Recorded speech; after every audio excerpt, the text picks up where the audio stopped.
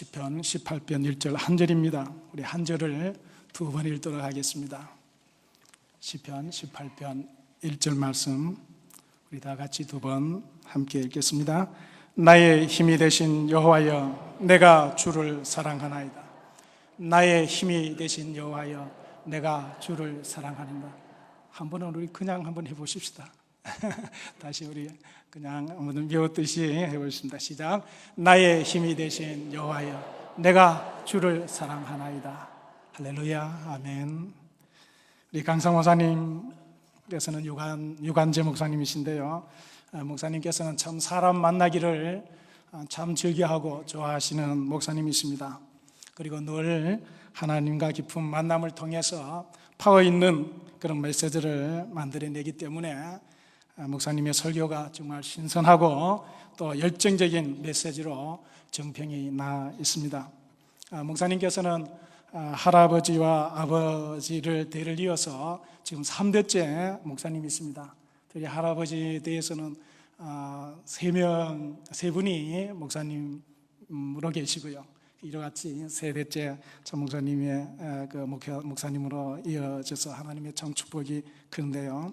우리 목사님께서는 미국 애쉬랜드 신학대학원에서 박사학위를 받으셨고요. 침례 신학대학교 그리고 한영대 수도 침례신학교에서 강사 역임하셨고, 침례교 미래 준비하는 모임에서 회장도 역임하셨고요.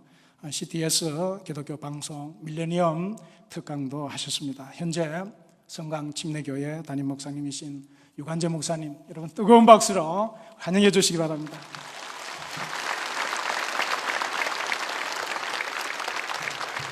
감사합니다. 기도하시겠습니다. 하나님, 이 아름다운 날을 저에게 창조하시고 이 밤에 저희들이 주님을 향해서 우리의 마음을 모두올 수 있도록 인도하셨음을 감사합니다. 주님의 말씀을 기다립니다. 오늘 우리의 눈을 열어 주의 법에 기이한 것을 보게 하여 주시옵소서. 우리의 귀를 열고 주님의 세미한 음성을 듣게 하여 주시옵소서. 우리의 마음과 가슴을 열고 주님의 마음과 주님의 심장을 이해할 수 있는 귀한 밤 되게 하여 주시옵소서. 주님 말씀하여 주시옵소서. 예수님의 이름으로 기도하였습니다. 아멘. 세 사람이 동시에 죽었습니다. 무시무시한 얘기에서부터 시작을 할까요? 동시에 죽었는데 같이 병원에 이제 시체가 돼서 온 거예요. 그런데 다 보니까 웃다 죽었어요.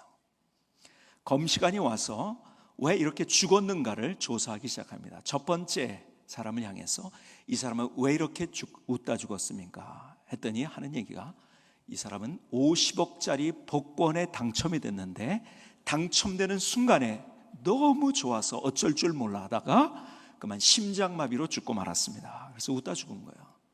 두 번째, 이 사람은 왜 이렇게 웃다 죽었습니까? 아들이 하나 있었는데 이 사람이요, 아들이 얼마나 망난인지 하여간 하라는 것은 절대 안 해요. 하지 말라는 거는 그렇게 잘해요. 하여간 그렇게 망난이었었어요. 그러니까 공부를 잘했겠습니까? 못했겠습니까? 공부는 1등이었습니다. 어디에서부터? 뒤에서부터 1등. 그런데요, 이 아들이 갑자기 마음을 잡기 시작했어요. 그리고 공부를 하기 시작합니다. 성적이 쑥쑥 올라가네요. 드디어 전교 1등이 됐어요. 성적표를 받는 순간, 그 아버지가 그 성적표를 보는 순간 너무 감동을 하고 어쩔 줄 몰라가지고 그래서 심장마비로 죽고 말았어요. 그래서 웃다 죽은 거예요. 세 번째, 이 사람은 왜 이렇게 죽었습니까? 웃다가 죽었습니까? 했더니 하는 얘기가 벼락 맞아 죽었습니다 그러는 거예요. 아니, 벼락 맞아 죽었는데 왜 이렇게 웃다 죽었습니까? 사진 찍는 줄 알았답니다. 번쩍하니까. 제가 있는 동네가 일산 쪽입니다. 거기에 보면은 호수공원이 있고 그 앞에 라페스타라는 큰 쇼핑몰이 있어요. 그리고 거기에 또 요즘 새로 생긴 웨스턴돔이라는 데가 있는데 서울에서도 많이들 젊은이들이 와요. 그리고 저녁에 보면요, 사진을 찍는데 번쩍번쩍거려요. 디지털 카메라, 디카를 찍는 거예요. 그 카메라 앞에 서 있는 모습을 보니까 그 얼굴이 얼마나 환한지, 그렇죠? 환합니다. 사진 찍는데 사진 찍으려고 하면은 사람들 얼굴이 환하게 돼 있어요. 근데 잠깐, 여러분, 하나님이 창조하신 것 가운데 가장 멋진 경치, 여러분들이 어떤 것을 기억하고 계십니까? 뭐 미국의 요세미티, 뭐 알프스, 뭐 장가게를 가보셨습니까? 여러분들이 기억하는 하나님이 창조하신 가장 멋진 경치 뭔 것 같아요? 여러분, 제가 가르쳐 드리죠. 가장 멋진 경치는 알프스도 아니고 요세미티도 아니고 장가게도 아니고 하나님이 창조하신 가장 멋진 경치는 환한 얼굴입니다. 잘 들으세요. 화난 얼굴이 아니고 환한 얼굴, 환한 얼굴. 그러니까 사진 찍을 때 치즈 하듯이 환한 얼굴, 이것이 가장 멋진 경치입니다. 자, 그런 의미에서 우리 양옆 앞뒤 좌우를 돌아보면서 서로 인사를 한 번씩 나누시는데 이렇게 인사를 하면서 경치가 아름답습니다. 경치가 아름답습니다. 이야, 이 환한 얼굴, 저 뒤에 다 불 꺼도 조명 꺼도 될 것 같아요. 너무 번쩍번쩍 빛나가지고. 보통 처음 본 강사를 보면 도대체 저 강사가 어떤 사람일까 그거 생각하느라고 다 인상들을 쓰고 있어요. 이제 얼굴이 펴지셨네요. 여러분, 얼굴이 펴지면 뭐가 펴지는지 아세요? 마음이 펴져요. 여러분, 마음이 펴지는데요, 막 인상 쓸래도 그건 안 되는 거예요. 마음이 펴지면 뭐가 펴져요? 얼굴이 펴지는 거예요. 이게 동시적입니다. 저희 집사람이요, 마스카라 할 때 보니까 이 마스카라 눈을 이렇게 하는데요, 자기는요 입을 벌린지 몰라. 동시적인 사건입니다. 그것은 얼굴이 펴지면 마음이 펴지고 마음이 펴지면 얼굴이 펴지는 거예요. 그러니까는 마음이 펴지게는 일부러라도 우리가 얼굴을 펴야 됩니다. 환한 얼굴. 야, 저희 교회만 잘생겼는지 알았더니 여기 너무 잘생긴 사람들만 모이셨네요. 아주 멋진 얼굴들. 하나님께서 그 열린 여러분들의 얼굴, 열린 여러분들의 가슴속에 오늘 하나님의 귀한 말씀으로 채우실 줄 믿습니다. 오늘 그런 밤이 될 줄 믿습니다. 제가 오래전에 한 20-30년도 넘은 이야기입니다. 오래전에 책을 봤는데 그 책을 쓴 사람이 정신병원의 원장을 하던 분이 자기 병원에 있는 에피소드를 중심으로 해서 글을 썼어요. 그런데 거기에 이런 얘기가 하나가 있더라고요. 한 사람이 병원에 왔어요. 근데 이 사람은 어떤 사람이냐면요, 하여간 밥만 먹으면 하는 일인데 뭐냐면 새끼를 꼬는 거예요. 여기가 다 부르트고 진물이 나고 찢어지고 하는데도요, 계속 이 사람이 하는 일은 밥만 먹으면 새끼를 꼬는 일이에요. 근데 조금 있다가 한 일주일 후에 다른 환자 하나가 들어왔는데 이 환자는 어떤 환자냐면 왜란 질문을 하는 환자예요. 하여간 사람만 보면 안경 끼고 왜 안경 꼈습니까? 피아노를 치지 왜 피아노를 칩니까? 공부를 하지 왜 공부합니까? 밥을 먹지 왜 밥을 먹습니까? 하여간 왜란 질문을 하는 환자예요. 근데 이 두 사람을 같은 병실에 집어넣게 됐어요. 어떤 일이 벌어졌을까요? 한 사람은 뭐를 하죠? 새끼를 꽈요. 한 사람은 뭐라고 할까요? 역시 수준이 있네요. 할렐루야 교회. 오늘 저랑 통할 것 같아요. 왜 새끼를 꼬니 그런 거예요. 이 왜 새끼를 꼬니 질문하니까 새끼를 꼬면서 이 사람이 대답을 합니다. 뭐라고 대답을 하는지 아세요? 갖다 팔려고 그러는 거예요. 갖다 팔려고. 다시 질문하겠죠. 뭐라고 질문합니까? 그렇지, 왜 갖다 파니? 다시 대답을 하겠죠. 뭐라고 하겠습니까? 돈 벌려고. 다시 질문하겠죠. 뭐라고? 왜 돈 버니? 뭐라고 대답을 했겠습니까? 에? 먹고 살려고? 이야, 여긴 진짜 수준이 있네요. 이런 답이 안 나오는데. 에? 뭡니까? 집을 살려고. 그러니까 비읍받침 집이 아니고 뭐예요? 피읍받침 집을 살려고. 하우스가 아니라 뭐예요? 스로우. 볕단을 살려고 그런 거예요. 그렇죠? 다시 질문하죠. 왜 집을 사니? 뭐라고 합니까? 그렇죠. 새끼 꼴려고. 다시 질문하죠. 그럼 뭐라고 질문합니까? 왜 새끼 꼬니? 예? 갖다 팔려고. 왜 갖다 파니?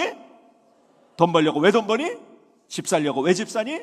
새끼 꼴려고. 왜 새끼 꼬니? 갖다 팔려고. 잘 만났죠. 이게 천생연분이에요. 둘이 잘 만나죠. 하여간 둘은 밥만 먹으면 일이 생긴 거예요.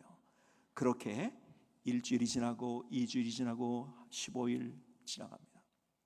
따뜻한 봄날이었어요. 따뜻한 봄날에 뭐가 좋습니까? 양지바른 낮은 곳에서 햇빛이 좋잖아요. 춥다가, 그렇죠? 둘이 아침을 먹고 양지바른 곳에서, 햇빛이 있는 곳에서 같이 앉았어요. 한 사람 뭘 하겠습니까? 새끼를 까요. 뭐라고 또 질문하죠? 왜 새끼 꼬니? 수천 번 들었던 그 질문, 왜 새끼 꼬니? 그런데 그날 그 사람의 머리를 강타한 거예요. 그리고 깜짝 놀랍니다. 내가 왜 새끼를 꼬고 있지? 내가 왜 새끼를 꼬고 있지? 수없이 들었던 왜란 질문. 그런데 그날 그 사람의 머리를 강타를 했어요. 그리고 자기 자신을 돌아봅니다. 내가 왜 새끼를 꼬고 있지? 이 사람이 자기 자신을 보기 시작하면서 점점 정상이 되어서 퇴원을 했다는 이야기를 제가 읽어봤어요. 왜 이야기를 여러분에게 드리는가? 저도 왜란 질문을 하는 사람이 되어서 여러분들에게 질문을 드리고 싶습니다. 어쩌면 가장 근원적인 원초적인 질문인지 모르겠어요.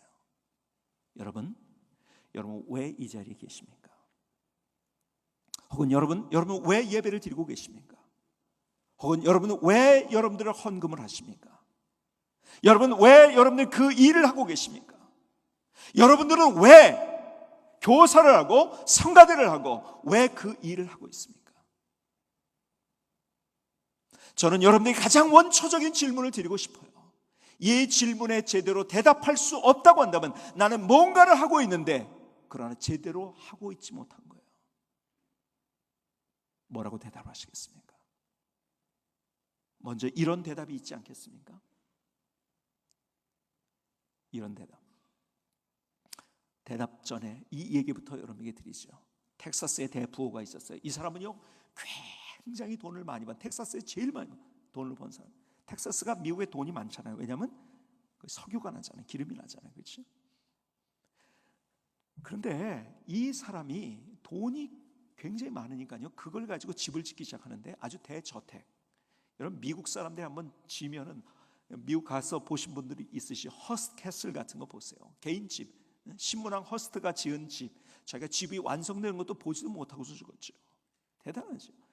근데 이 사람이 돈이 많으니까요 큰 저택을 짓고, 근데요 그 안에 수영장까지 집어넣었어요. 근데 그 수영장이, 미국에는 수영장이 있는 집이 많잖아요. 그런 수영장이나 올림픽 구역에 해당되는 수영장을 개인 집에다 만든 거예요. 집을 완성한 다음에 사람들 다 불렀어요. 다 부른 다음에 이 파티를 하죠. 집들이 하는 거예요. 맛있게 저녁을 준 다음에 식사가 끝난 다음에 자 우리 뒤뜰로 가봅시다. 사람들 데리고 나가는데요 사람들이 야 하면서 탄성을 지르는 거. 왜냐하면 이렇게 멋있는 수영장, 밤에 조경과 그리고 조명까지 비춰지는데요 환상적인 수영장인 거예요.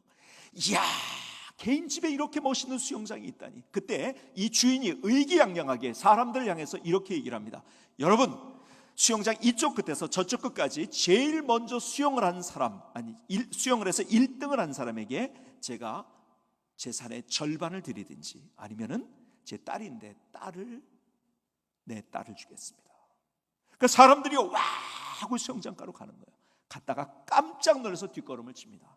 왜냐하면 그 수영장 안에 악어들이 우글거리는 거예요. 악어 보셨습니까? 제가 한 10몇 년 전, 2년, 한 13년도 넘은 것 같은데 말레이시아의 정글에 간 적이 있었어요. 정글에 선교를 하면서 나오는데요 그 비행장에서, 공항에서 시간이 굉장히 좀 남았어요. 근데 그 바로 앞에 악어 농장이 있다는 얘기를 들었어요. 보르네 섬에 저희들이 갔었는데요 그 악어 농장에 갔는데 있다는 소리를 듣고 악어 농장에 갔어요. 잠깐 시간이 많으니까요.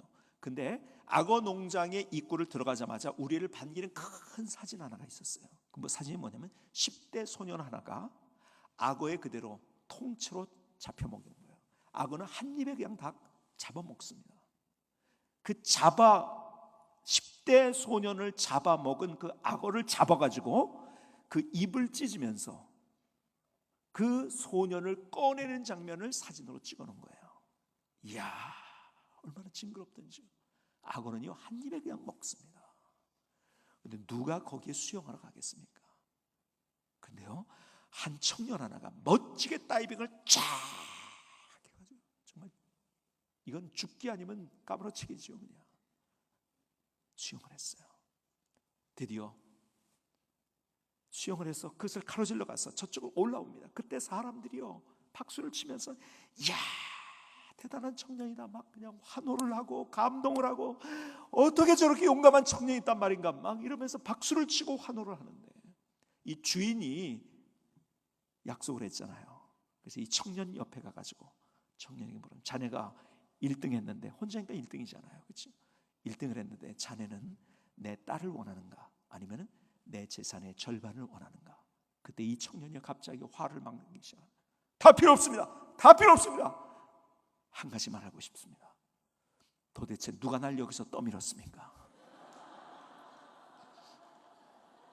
떠밀려서 할 수 없이, 떠밀려서 할 수 없이. 웃기는 얘기죠. 웃기는 얘기. 근데 한번 우리 자신을 보자고요. 제가 여러분에게 왜란 질문을 드렸어요. 근데 왜 그 일을 하고 계십니까? 할 수 없이. 그런 인생이 웃기는 인생이라는 거예요. 하기는 해요. 할 수 없이. 여러분, 특별히 한국 사람들이 가진 문화들이 참, 저는요 한국 문화가 참 독특한 문화라고 생각을 해요. 이 특별히 젓가락 문화, 젓가락을 사용하는 데가 중국, 일본, 한국 있지만요, 특별히 한국 사람들은요 일본, 중국은요 이렇게 가지고 그릇에다가 그냥 밀어 넣는 수준이잖아요. 그걸 크고 이거. 근데 우리나라처럼 정교하게 젓가락질을 하는 사람이 없잖아요, 그렇죠? 이 젓가락 문화가 대단한, 그래서 IT 산업이 발전했다고 하는 얘기를 하잖아요.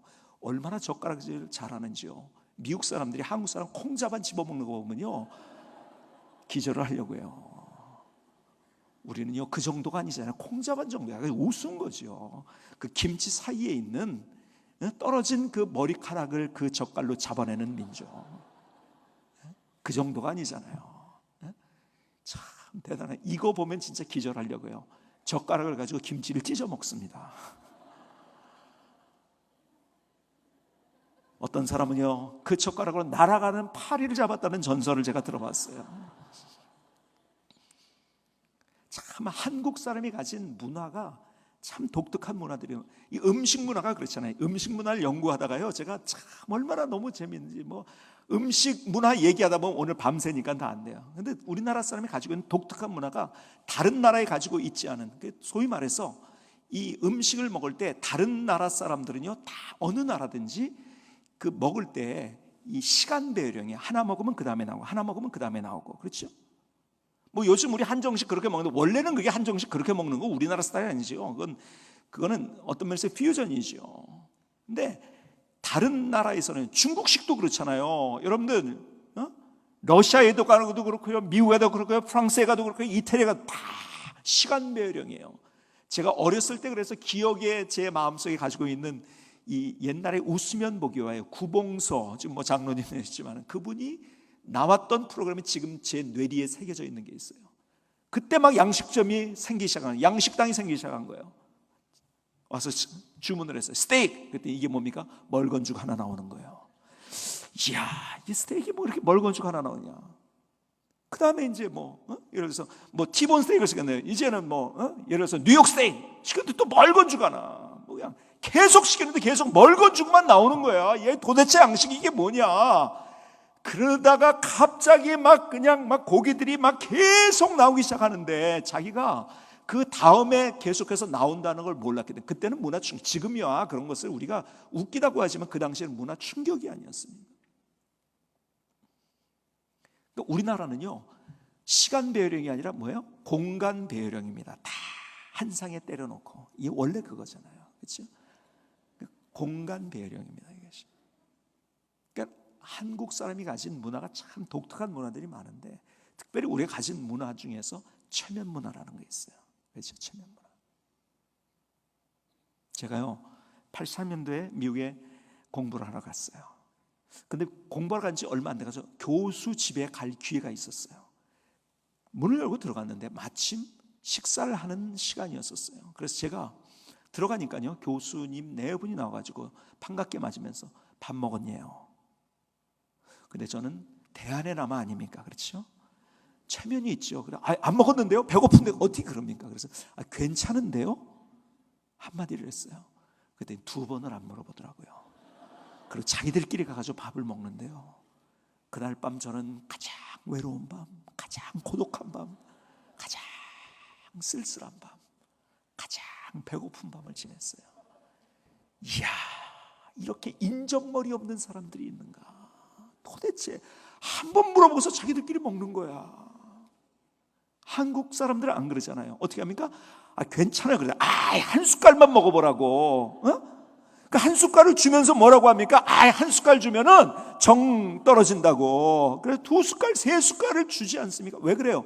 원래 한국 사람들이 가진 문화가 어떤 문화예요? 체면 문화라는 거. 체면 차는 거 알거든요. 그러니까 처음부터 야 먹어 그러면 안 되니까 한 숟갈만. 그리고 한 숟갈 주면은 정 떨어지는 이게 왜 체면 문화 때문에 나온 거 아닙니까? 이것이. 그래서 먹이는 거 아닙니까? 우리는 먹었다고 하더라도 계속 먹이잖아요. 체면 차리는지 알고. 그래서 목사가 제일 힘들 때가 면 신방 가가지고서 먹었는데 또 먹으라 그럴까. 제가 그랬어요. 아니 집사님, 하나님 유관재 목사님 들어서 주십시오 그렇게 기도해 놓고 들어 쓰시기 힘들게 자꾸 먹이느냐, 무겁게 만들려고 그러느냐. 근데 우리는 체면 차린지 알기 때문에 자꾸 더 권하잖아요. 그렇죠? 체면 문화. 우리가 가만히 보면은요, 내가 무엇인가를 해요. 할 수 없이 체면 때문에.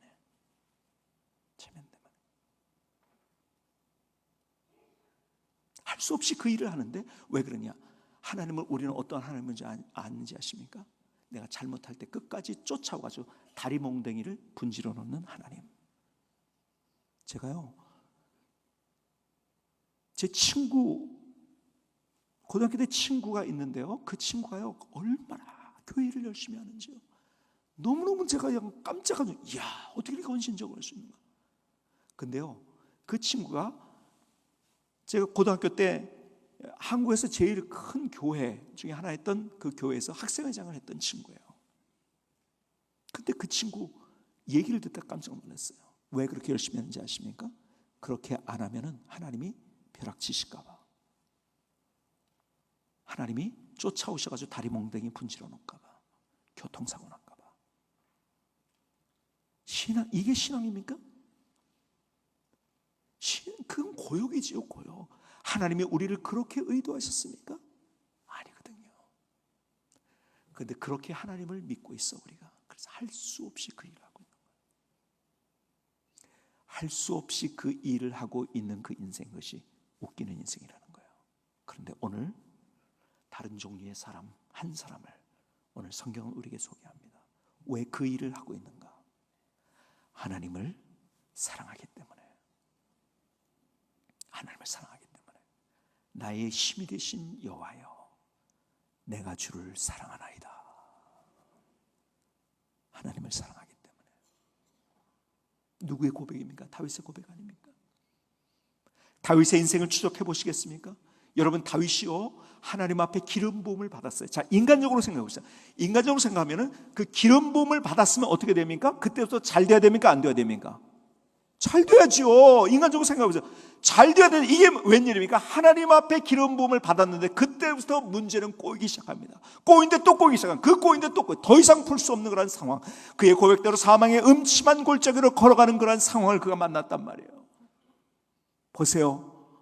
사울의 미움을 받았잖아요. 죽이려고 하잖아요. 도망자의 신세가 됐잖아요. 어디로 도망가서 광야로 왔잖아요. 마실 것이 없는, 먹을 것이 없는.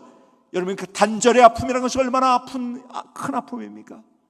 자기의 고향을 떠난다는 것, 뭐 돈 벌어가지고 좋은 데 가는 것이 아니라 마실 것이 없는, 먹을 것이 없는 그 광야, 사람들과 단절된 그곳으로 갔단 말이에요. 사울은 계속해서 그를 추격해 옵니다. 들짐승대의 울부짖는 소리가 들립니다. 여러분, 광야의 독사들이 한 번 물면은 그냥 그 자리에서 즉사하는 독을 가지고 있어요. 언제 죽게 될지 모르는 그런 항상 죽음의 벼랑 앞에 있는 그의 인생. 자기를 따랐던 일단의 사람들이 있었어요. 근데 자기를 다 배반하고 떠나갑니다. 여러분, 배반의 아픔처럼 큰 아픔이 있을까요? 자기 안전을 지킬 수가 없었어. 블레셋으로 도망갔어요.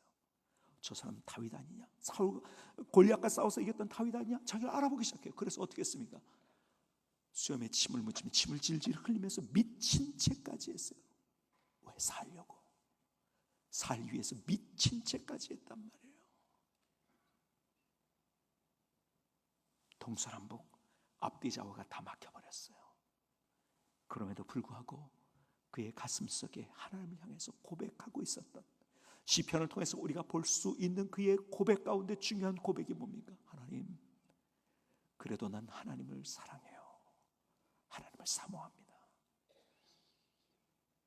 그의 인생의 폭풍 속에도, 사막의 홀로서 같은 고독감과 외로움 가운데 있을 때도, 가슴 시린 사건을 만나며 동서남북 앞뒤 좌우가 다 막혀버린 그런 상황 가운데서도 그는 하나님을 향해서 고백합니다. 하나님, 그래도 난 하나님을 사랑해요.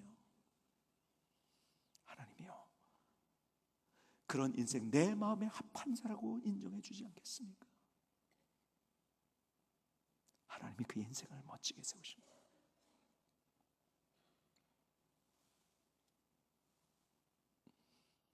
여러분, 왜 우리가 그 일을 하고 있습니까? 할 수 없이 하는 그 인생은요, 할 수 없이 하는 인생, 그런 웃기는 인생이 되고 마는 거예요. 그러나 하나님을 사랑하기 때문에 그 일을 한다면 삶이 기쁨인 거예요. 감격인 거예요. 감동인 거예요. 어떤 사건을 만나면서도 거기서 하나님의 능력을 경험할 수 있고, 그 발자국에서 하나님이 함께 하시는 흔적들을 경험하면서 인생을 세울 수 있는 거예요. 여러분, 정말 우리의 인생에 가장 중요한 것이 있다고 한다면 그 단어, 그것은 사랑 아니겠습니까? 사랑. 그렇다면 여러분, 사랑이 도대체 뭡니까? 사랑. 우리가 하나님 사랑이요 고백하고 있는데 진짜 우리가 사랑이 뭔지 알고 있냐? 한번 다시 점검해 봅시다. 사랑이 뭡니까? 사랑이 뭐냐고 물으신다면 눈물의 씨앗이라고 대답하시겠습니까? 사랑이 도대체 뭐예요? 여러분, 사랑이라는 것을 우리가 알고 있는 것 같은데 잘 모르는 게 사실은 사랑인 것 같아요. 사랑한다는 말과 비슷하게 사용되는 단어가 있죠. 뭐죠? 사랑한다? 또 어떻게 표현하죠? 사랑한다? 좋아한다. 보통 우리는 두 개가 비슷한 말이라고 생각하고 있어요. 그런데 이 두 개의 단어는 비슷한 말이 아니라 반대말입니다. 왜 그런지 아세요? 고양이가 쥐를 사랑합니까? 좋아합니까? 좋아해요. 고양이는 쥐를 좋아해요. 사랑하는 게 아니라. 여러분, 좋아하는 건 뭔지 아세요? 그렇다면 사랑하는 것과 반대 개념이에요. 내 욕심 때문에 상대가 상처가 나든 피가 나든 멍이 들든 죽든 아무 상관이 없어. 상대를 통해서 내 욕심과 만족을 채우면 되는 거예요. 이건 좋아하는 거예요. 좋아하는 거. 사랑은 반대 개념입니다. 반대 개념이에요. 내가 지키고 내가 상하고 내가 잘못된다 할지라도 상대에게 나의 모든 것을 줄 수 있는 거, 이게 사랑인 거예요.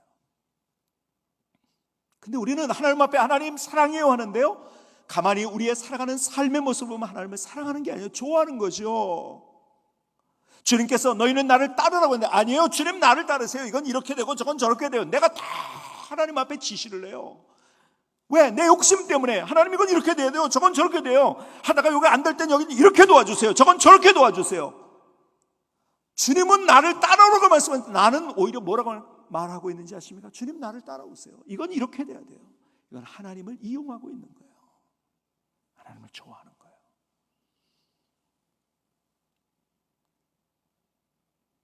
좋아하는 것과 사랑하는 것은 반대 개념입니다. 여러분, 사랑에는요 절대적인 특징이 있습니다. 무슨 말인지 아세요?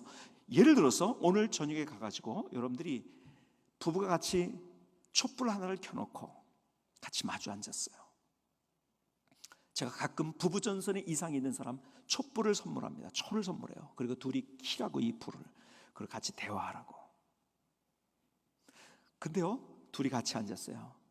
여러분의 남편이 혹은 아내가요, 여러분에게 진심으로 정말 이런 고백을 한다고 생각해요.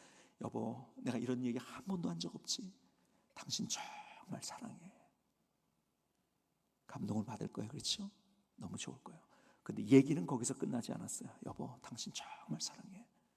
그런데 내가 두 번째 사랑하는 사람이 있어요. 우리 뒷집에 안성댁 있지? 내가 두 번째로 사랑해. 여보, 내가 세 번째 사랑하는 사람, 지난번 그 지하도에서 만난 그 아가씨 있지? 내가 세 번째로 사랑해. 사랑한다는 고백은 했지만은 우당탕 쾅탕 다 부서질 거예요. 그리고 이혼하자고 할 거예요. 뭡니까? 사랑은 절대적인 특징이 있는 거예요. 여러분, 하나님을 사랑하면 하나님만을 사랑하는 거예요. 근데 우리는 자꾸 이것도 사랑하고 저것도 사랑하고,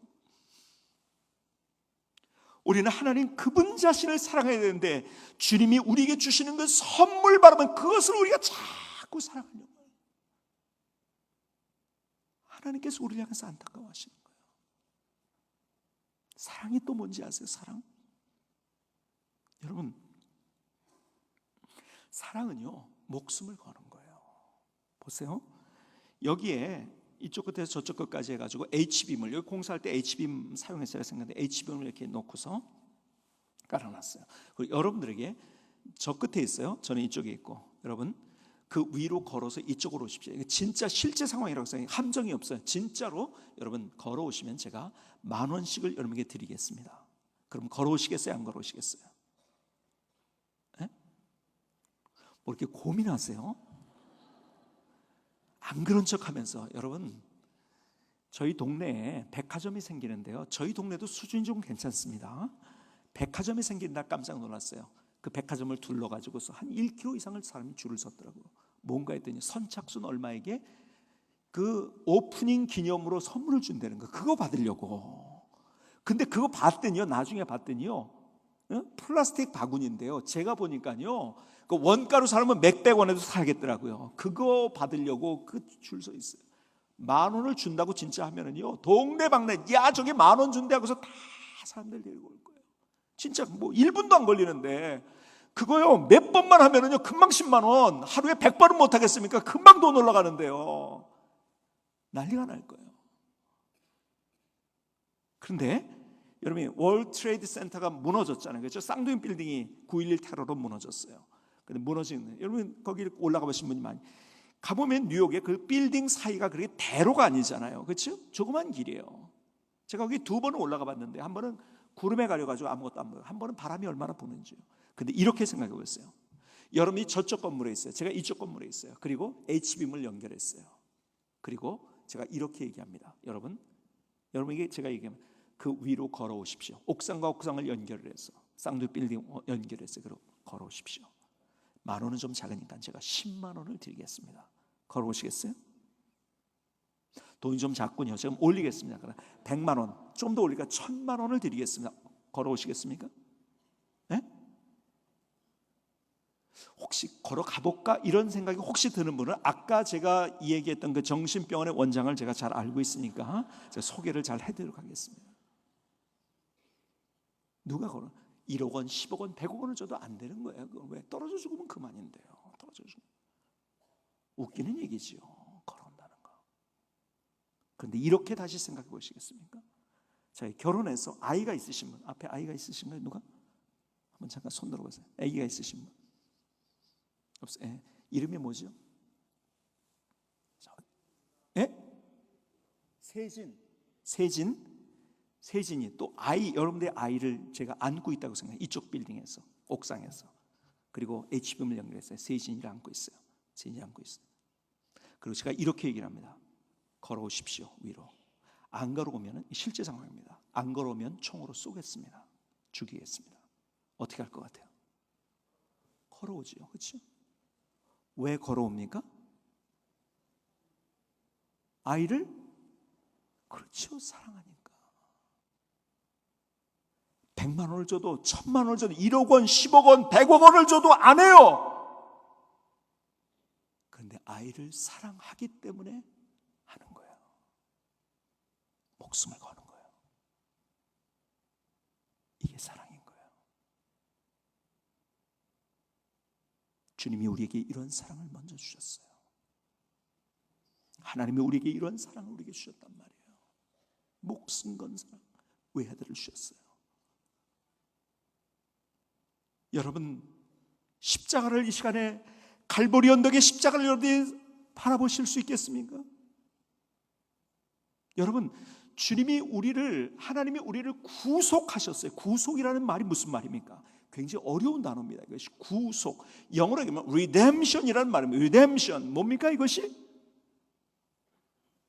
마땅히 지불해야 될 것을 지불하고 샀다는 거예요. 여러분, 구속했다는 것은 이게 뭐 수갑 찼다는 말이 아니라, 여기서 얘기하는 구속이라는 구원하기 위해서, 살리기 위해서 마땅히 지불할 것을 지불했다는 거예요. 하나님이 우리를 살리기 위해서 지불해야 될 것을 지불하셨어요. 죄의 종로로 다던 우리들 하나님의 자녀로 삼으시기 위해서 지불해야 될 대가를 지불하셨어요. 얼마를 지불하셨습니까? 한 1억 원? 100억 원? 1조 원? 아니요, 그것과는 상상할 수 없는, 비교할 수 없는 예수님의 목숨값을 우리를 위해서 지불하신 거예요. 나를 얼마나 소중하게 여기고, 나를 얼마나 존귀하게 여기고, 나를 얼마나 사랑하는지 아십니까? 예수님의 죽음과 나를 바꾸신 거예요.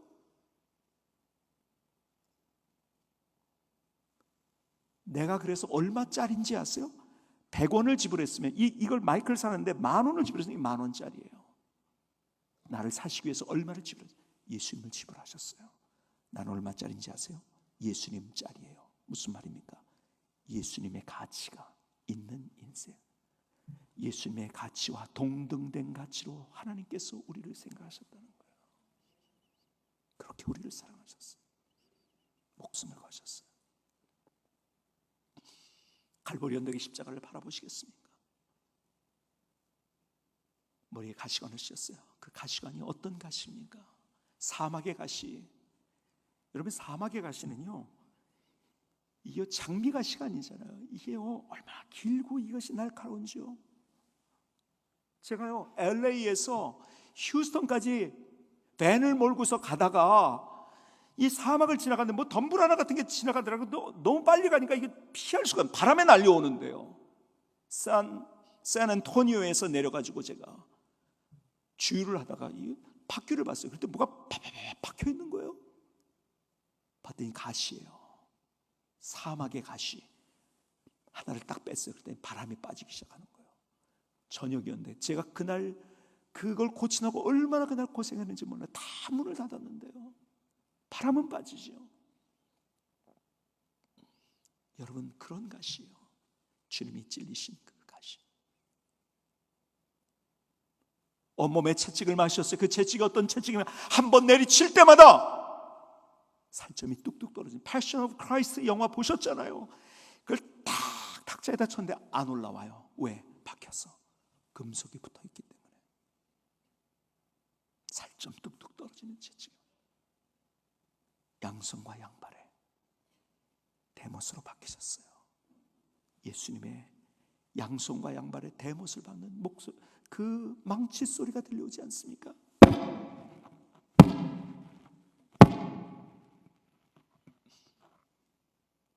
왜 나를 사랑하셨어?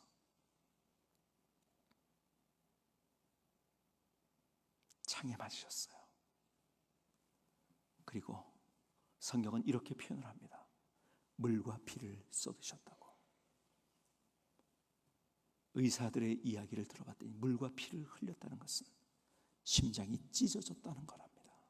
심장이 파열됐다는 거예요. 나를 얼마나 사랑하시는지, 심장 찢어지고 심장 파열되기까지 나를 사랑하신 거예요.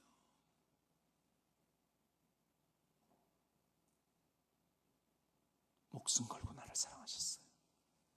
그것이 주님의 사랑인 거예요. 말로만의 사랑이 아니에요. 내가 너를 사랑한다 공허하게 들리는 소리만의 사랑이 아닌 거예요. 목숨을 건 사랑을 나를 위해서. 이게 진짜 사랑인 거예요. 저는요, 군대 생활을 참 재미있게 했던 사람입니다. 군대 생활 얘기를 하자면요, 남자들이 군대 얘기, 남자들이 하는 얘기 중에서 제일 재미없는 얘기 뭔지 아시죠? 첫 번째가 군대 얘기, 두 번째 그렇죠, 축구 얘기. 그래서 이 세상에서 제일 재미없는 얘기가 뭐죠? 군대에서 축구한 얘기. 저는요 30살에 사병으로 갔던 사람이에요. 미국에서 공부를 하고서 석사장교로 가야지 그렇게 하려고 했다가 이게 원서가 그렇게 빨리 마감되는 줄 몰랐어요. 그 전에까지는 굉장히 길었거든요. 근데 갑자기 한 일주일 정도만 줄어드는 거예요. 갔더니 이미 공관에 갔더니요 원서 접수 마감이에요. 제가 영주권을 이제 막 받아가지고 대한의 남아로서 제가 이제 군대를 안 갈 수 있었는데 대한의 남아로서 군대를 가야겠다. 한국 무조건 왔어요. 왔더니 제가 결혼도 했어요. 아이도 있었어요. 왔더니요 제일 가기 좋은 방법 하나가 있더라고요. 그게 뭔지 아세요?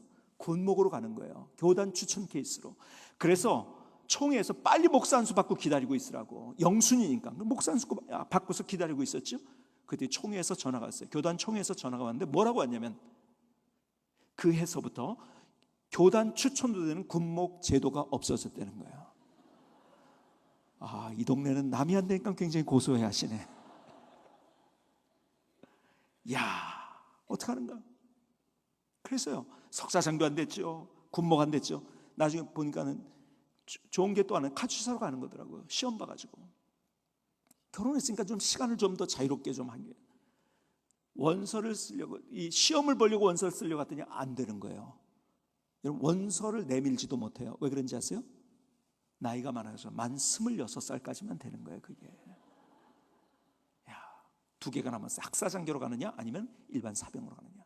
학사장교 너무 길더라고요. 짧고 굵게 갔다 오자. 그때는 뭐 교련이 있어가지고서 뭐 복무단체 혜택이 많아서 2년이면 끝나더라고요. 그래가지고 6개월 단축할 수 있으니까. 그래서 사병으로 갔어요. 그 얘기를 지금부터 시작하자면 여러분 집에 오늘 못 가십니다. 저는 목표가요 설교를 빨리 끝내는 게 목표예요. 왜냐하면 제가 들어봐도 설교가 너무 길으면은요 앞에 있는 거 까먹고 점점 까먹으면서 집에 갈 때쯤에 가서서 뭘 들었는지를 몰라요. 저도 제가 그런데 목사가 그런데 제가 설교할 때마다 항상 기도하는 기도 제목이 있어요. 하나님 오늘도 설교를 하게 되는데 짧고 간결하게 하게 해주십시오. 항상 그 기도를 합니다. 오늘도 그 기도를 하고 왔습니다. 이제 진짜 얼굴이 펴지시네. 근데 가끔 기도 응답이 안 될 때도 있더라고요. 근데요 그 군대 생활 하자면요 뭐 하여간 별난 얘기들이 많은데 저는 이 얘기를 여러분께 드리려고 하는 거예요. 제 동기 중에서 6살간 친구들이 많이 있었어요. 그 친구 중에 가장 가까운 친구 하나 있었는데 그 친구가 변성찬이라는 친구예요. 어느 하늘 아래 있을까? 군에 있을 텐데. 저는 뭐 신학교 가고 미국 가고 그래서 이 친구는 뭐 군인으로 또 돌아다니니까 만나지를 못한 거예요. 연락이 끊긴 거예요. 제가 자대 배치를 받은 후에 얼마 안 돼서 며칠 안 돼서 전화가 온 거예요. 저한테. 전화를 받아보니까 그 친구인 거예요. 변성찬이라는 그 친구. 아니 그 친구가 어디 있는지 아세요? 우리 부대에 있는 거야. 계급이 뭘 것 같아요? 여자들은 계급 잘 모르니까 계급이 뭘 것 같아요? 소령으로 막 진급해서 사단장 비서실장을 하고 있더라고요. 저는 뭐예요?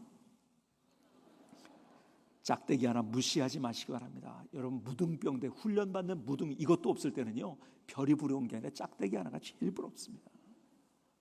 그렇게 군대 생활을 시작했어요. 근데 그 친구가요 그렇게 뭐 저랑 같은 반은 아니었는데 그 친구는 이과였고 저는 문과였는데 학생 활동을 하면서 굉장히 친했던 친구예요. 아버지가요 한경직 목사님과 함께 피난 나와가지고 같이 거기 교회를 세울 때 같이 거기서 신앙생활 하신 분이에요. 근데 이 친구는 교회를 안 다니는 거예요. 교회 나와라. 인사치를 몇 번 안 나. 근데 이 친구는요 자기 입장에서 볼 때 교회 나갈 하등의 이유가 없어요. 왜? 자기가 잘났거든. 자기 기수 중에서도 항상 1등이에요. 수석이에요. 잘 나가거든요. 뭐 특차로 진급해요. 장군이 되는 건 떼어놓은 당상인데요. 교회 가서 그러고 그 시간에 내가 연구하고 더 해가지고서 내가 더 빨리 진급해야지요. 그러고 나서 군대 생활을 있는 동안에 그냥 억지로 사단장이 교회 나오니까 또 억지로 한 두세 번 나왔어요. 예수를 안 믿어요. 그리고 제대를 했어요. 제가 일산 쪽에서 목회를 하는데 그 친구가 다시 10년이 훨씬 넘은 얘기예요. 그 친구가 다시 중령으로 진급을 해가지고 수색대 대장으로 구사단에 온 거예요. 만나죠. 서로 바쁜 거예요. 서로 못 만났어요. 그러다가 하루는 전화가 왔는데 들어보니까는 암에 걸린 거예요. 이 친구가 세브란스 병원으로 달려갔죠. 너무 놀라서 달려갔죠.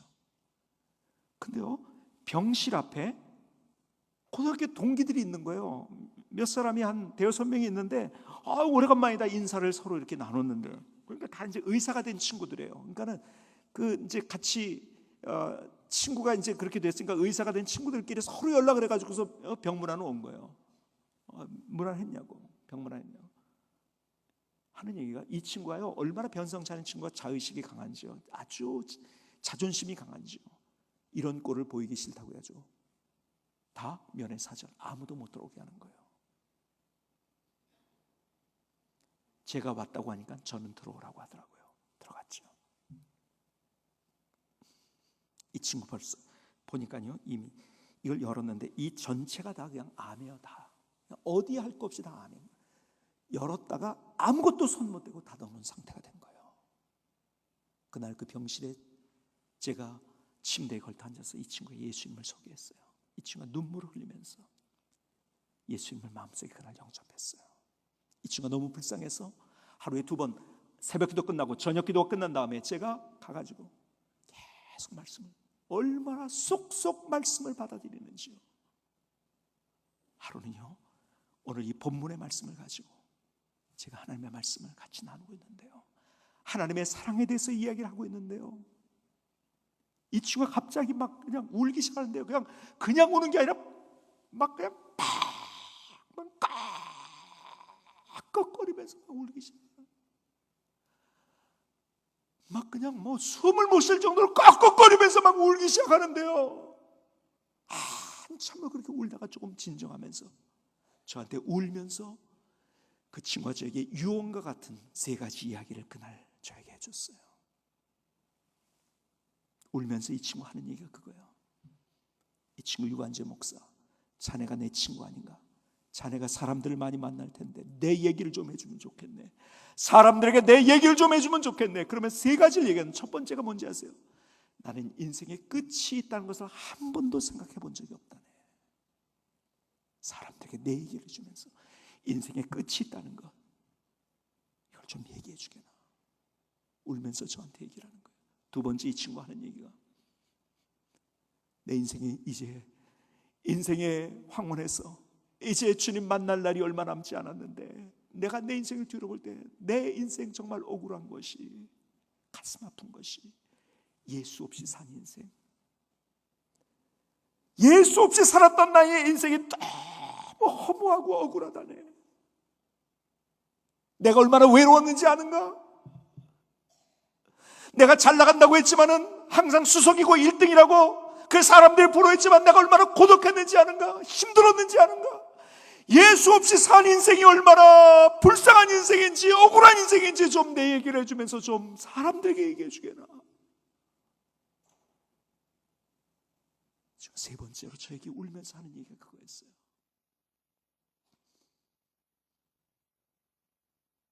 하나님이 나를 그렇게 사랑하셨는데 내가 하나님을 사랑하기 때문에 내 손이 움직여보고, 하나님을 사랑하기 때문에 내 발이 움직여보고, 하나님을 사랑하기 때문에 내 몸이 움직여보지 못한 채로 주님 앞에 선다는 것이 너무 부끄럽다네. 사람들에게 얘기해 주게나.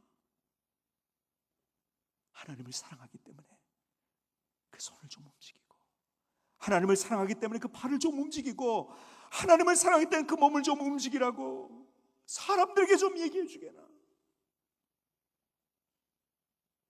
그날 그 친구가 붙들면서 얼마나 울면서 기도했는지 몰라요. 침대 시트가 다 젖었어요. 그리고 그 주간에 토요일이었어요. 이 친구가 저를 긴급하게 찾는다는 전갈이 왔어요. 제가 병실에 도착하면 저를 찾은 지 2시간 만에 딱 도착을 했더라고요. 도착해서 보니까 이 친구는 이미 의식이 없더라고요. 마지막 임종 예배를 제가 드렸어요. 여러분, 의식이 없을 때 그 옆에서 함부로 얘기하지 마시기 바랍니다. 여러분, 의식이 없을 때 듣습니다. 예배를 드리는데요, 저는요 제 품에 하늘나라에 간 사람들이 참 많이 있어요. 마지막 제가 기도하면서. 그런데요, 이 친구가요 예배를 드리는데 저는 처음 봤어요. 의식이 없는데 눈물을 찰찰찰찰. 그 모습이 지금도 선해요. 찰찰찰찰찰 흘리는 거예요. 예배 드리는 내내 눈물을 그렇게 흘리더라고요. 이 친구가 살아있다는 것은 이제 뇌파가 움직이는 기계에 의해서, 그리고 심장이 뛰는 거, 이것만 보이는 거예요. 마지막 예수님의 이름으로 기도합니다 하면서 예배를 끝나는 순간, 동시적인 사건이었어요. 뇌파가 멎더라고요. 그리고 심장이 멎었어요. 한 10몇 명의 사람들이 거기 있었는데 저 보라고 천사와 같은 얼굴을 하고 있다. 그 친구가 그렇게 하나님 나라로 갔어요. 그리고 구사단장으로 치렀지만 저와 특별한 관계가 있었기 때문에 제가 장례의 모든 것을 다 이제 주관을 하고, 그리고 마지막 대전의 국립묘지 안장식까지 하고 차를 몰고 올라오는데요, 이 친구를 생각해 너무 마음이 안타까워. 하나님, 너무 안타깝네요. 조금만 더 이 친구를 좀 세상에 두시지요. 그러면서 기도하면서 운전하면서 올라오는데요, 너무 안타깝네요 하면서 기도하는데 하나님이 그때 제 마음속에 어떤 음성을 주시는지 아십니까? 제가 막 안타까워하고 있는데 하나님께서 제 마음속에 주신 음성이 이거예요. 내가 바로 그 친구를 통해서 너의 인생에 가장 강력한 메시지를 주었다. 그 친구의 마지막 절규처럼 다른 이유가 아니라 내가 나를 사랑하기 때문에, 내가 너를 목사로 불러주었는데 다른 이유가 아니라 내가 나를 사랑하기 때문에 그 일을 하지 않겠냐. 주님이 제 안에 말씀하시는데요, 얼마나 눈물이 나오더니 하나님 그러네요.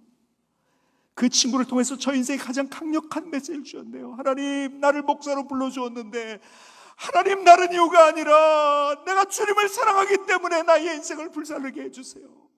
막 얼마나 눈물이 나오는지요. 막 주체할 수가 없어서 갓길에다가 차를 세워놓고 한참 울면서, 그리고 또 진정해서 올라가면서 또 주님이 그 친구를 통해서 제게 말씀하시는데요, 막 주체할 수 없이 막 눈물이 나오는 거예요. 그래서 하나님, 내가 그 친구의 마지막 절규처럼 내가 그렇게 나의 인생을 살고 싶습니다. 하나님을 사랑하기 때문에 내가 그 일을 하겠습니다. 그렇게 울다가 세워놓고 기도하다가 그렇게 몇 번을 그래서 서울까지 올라왔어요. 저는 그래서 그때서부터 저는 하루에 10번 이상씩 나의 힘이 되신 여호와여, 내가 주를 사랑하나이다. 주님 사랑해요. 이 고백을 하려고요. 아침에 일어나면서 이 고백으로 일어나려고요. 피곤하지, 어떨 때는요, 힘들죠. 여러분, 내가 하나님 앞에 사랑의 고백을 드리니까요, 하나님은 나를 꽉 안아주시는 거예요. 내가 하나님 앞에 사랑의 고백을 했는데 하나님은 나를 더 꼭 껴안아 주시더라고요. 힘을 주시더라고요.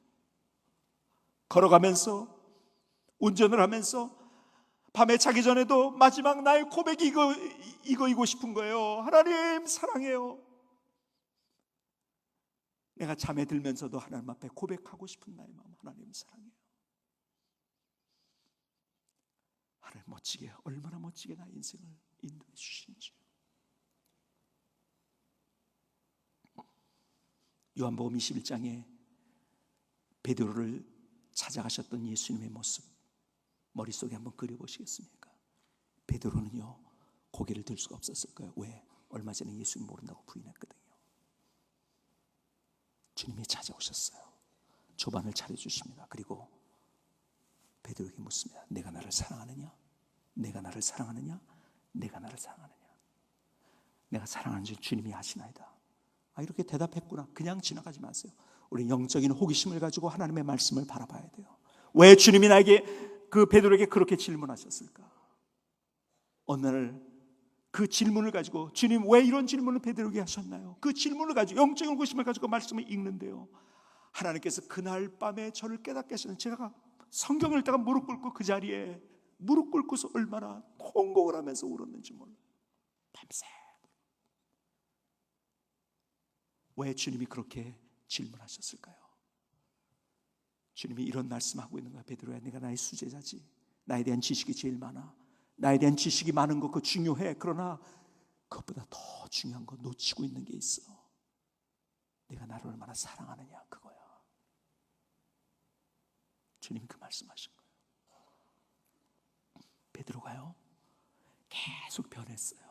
바뀌고 부활하신 주님의 모습을 보고도 고기 잡으러 갔잖아요. 거기에 또 주님이 쫓아오신 거 아닙니까? 그날 주님 앞에 그의 고백을 드리면서 그의 인생이 오순절 사건이 아니라 거기서부터 그의 인생은 바뀌어지기 시작합니다. 완전한 죽음을 두려워하잖아요. 사람을 두려워하잖아요. 감옥을 두려워하잖아요. 여러분, 우리의 인생이 정말 중요한 게 뭔지 아세요? 우리가 하나님을 얼마나 사랑하느냐는 거예요. 주님은 왜 그런 질문을 또 하셨는지, 내가 나를 사랑하느냐.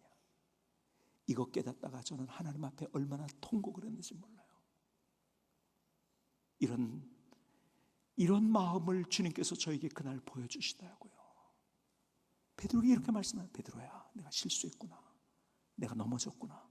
나를 모른다고 부인했구나. 네가 변했구나. 그래도 난 널 여전히 사랑한단다. 그래도 난 널 여전히 사랑한단다. 변했던 베드로 앞에, 주님을 모른다고 부인했던 베드로 앞에 주님께서 말씀해요. 난 그래도 널 여전히 사랑한단다. 우리는 이렇게 생각해요. 내가 변하니까 하나님도 변한다고 생각해요. 아니에요. 내가 변해도 하나님은 변치 않았어요. 그걸 깨달은 그날 밤부터 시작해가지고 저는 축도할 때 예수 그리스도의 은혜, 하나님의 사랑을 얘기할 때, 하나님의 사랑을 꼭 이렇게 저는 축도할 때 합니다. 내가 변한다 할지라도 변치 않으시는 하나님의 사랑하심과,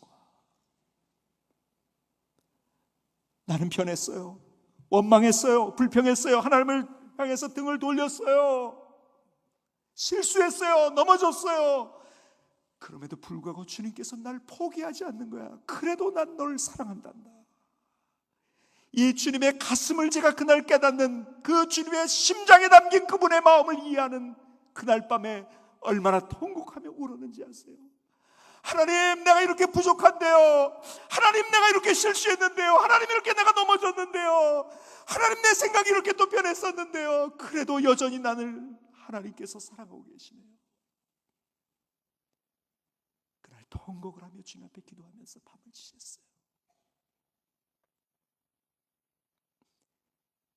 베드로에게 다가오셔서 질문하셨던 주님, 오늘 여러분들에게 똑같이 여러분들의 마음의 문을 두드리면서 질문하십니다. 내가 나를 사랑하느냐? 내가 나를 사랑하느냐? 내가 나를 사랑하느냐? 기도하시겠습니다.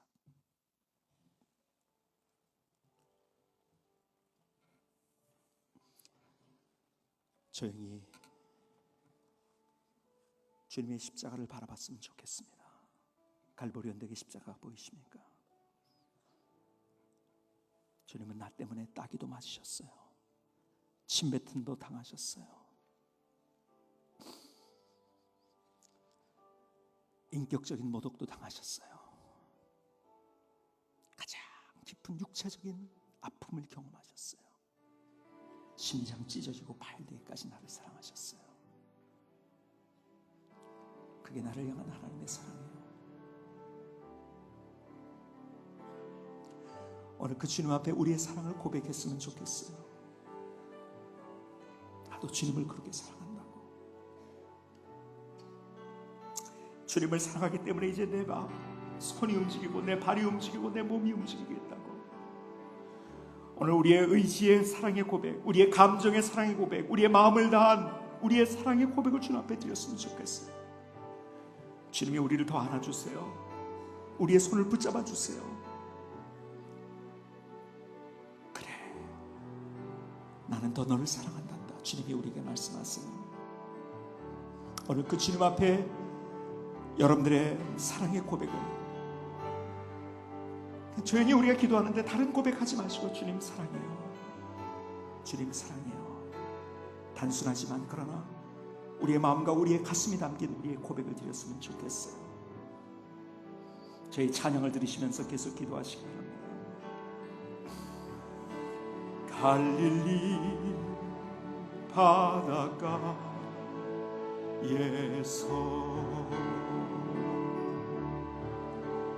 주님은 시몬에게 물으시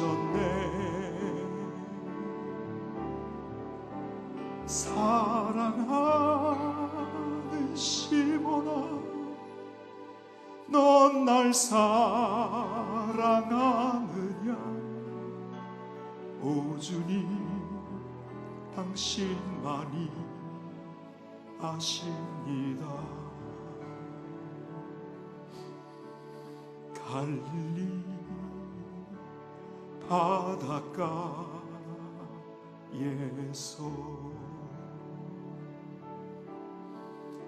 주님은 시몬에게 물으셨네. 사랑하는 시몬아, 넌 날 사랑하느냐? 오 주님, 당신만이 아십니다. 우리 조용히 기도의 찬양을 같이 드리시다. 갈릴리 바닷가에서, 갈릴리 바닷가에서. 주님은 그 다음에 여러분들의 이름을 집어넣으시고, 주님은 관제에게 물으셨네.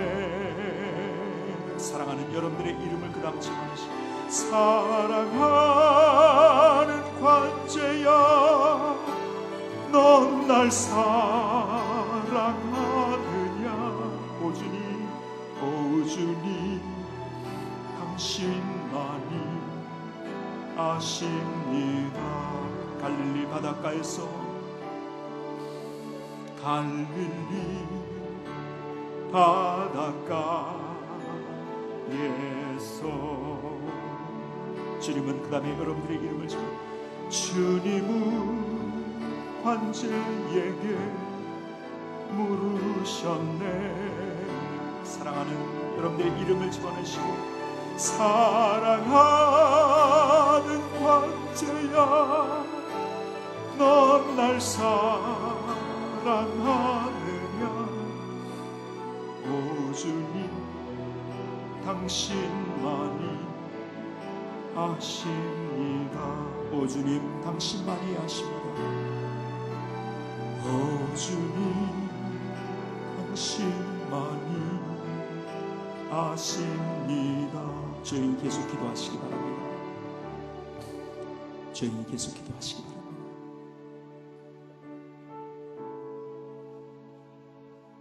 탕자가 아버지께로 왔어요. 종으로만 써줘도 좋겠다고. 근데 아버지는 먼저 달려오신 거예요. 맨발로. 그리고 안아주십니다. 입을 맞춥니다. 목욕을 시키고 가락지를 끼우고 잔치를 베풉니다. 이 하나님의 마음인 거예요. 저희 우리의 마음을 주님 앞에 다시 고백하는데, 주님 사랑해요. 주님 사랑해요. 우리 고백을 주님 앞에 드리시기 바랍니다.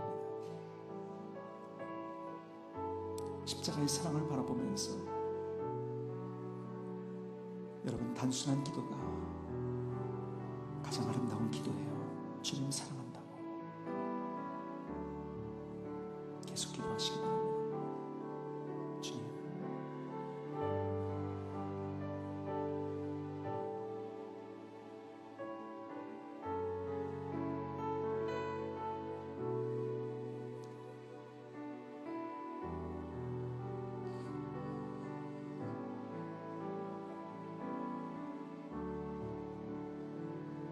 주님, 목숨 걸고 나를 그렇게 사랑하셨음을 감사합니다. 십자가의 사랑 앞에 나의 사랑을 고백하고 싶습니다. 주님 사랑해요. 나의 힘이 되신 여호와여, 내가 주를 사랑하나이다. 주님 사랑하기 때문에 귀일하겠어요. 주님 사랑하기 때문에 예배를 드리겠어요. 주님 사랑하기 때문에 내 손이 움직이고, 주님을 사랑하기 때문에 내 발이 움직이겠어요. 내 몸이 움직이겠어요. 주님 사랑합니다. 고백을 받아주시면 감사합니다. 예수님의 이름으로 기도하였습니다. 아멘.